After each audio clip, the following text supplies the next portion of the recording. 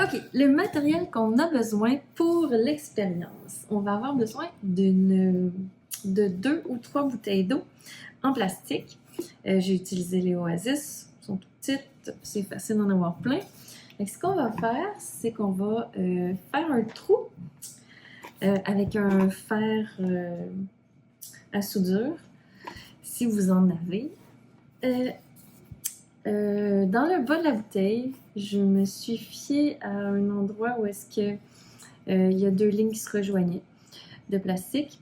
Puis avec la chaleur, le fer il rentre dans le trou facilement. Il fait un trou facilement. Puis ben, on essaie de ne pas aller trop loin pour avoir la bonne grosseur pour pouvoir rentrer une paille dedans. Et ensuite, la paille qui est rentrée, ben, on va mettre de la colle chaude tout autour pour que ça soit hermétique et puis que l'eau ne s'écoule pas par le contour de notre trou quand on va remplir la bouteille.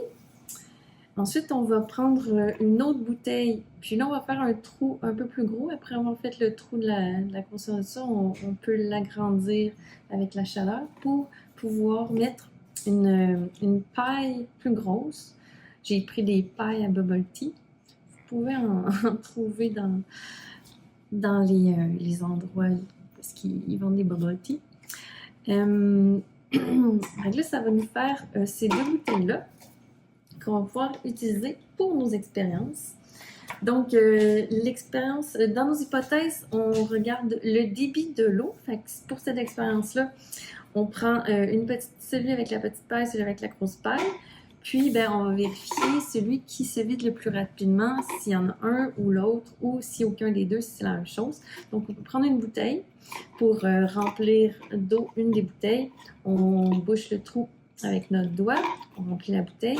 Puis, quand quelqu'un va... il y a quelqu'un qui va chronométrer le temps que ça prend pour que la bouteille se vide. Donc, dès qu'une des personnes enlève son doigt, la bouteille est considérée, l'autre personne chronomètre. On regarde combien de temps ça prend pour qu'elle se vide. On fait la même chose avec l'autre bouteille qui a la grosse paille.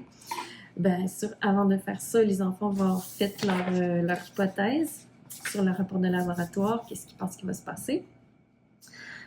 Pour l'expérience 2, là, ils vont prédire la hauteur. Est-ce que la gravité va avoir un impact sur la vitesse, le débit de l'eau?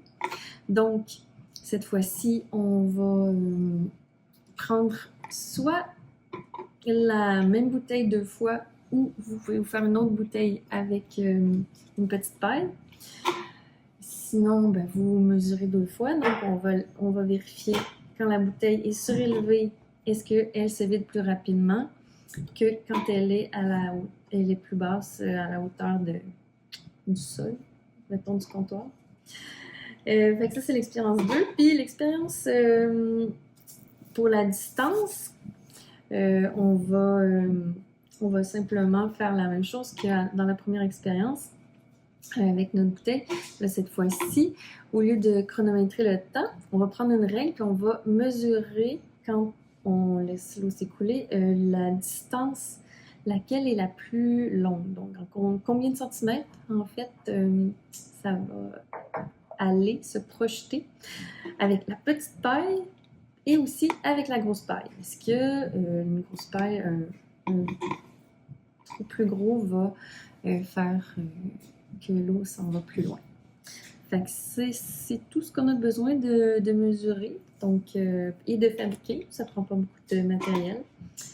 On fait du recyclage.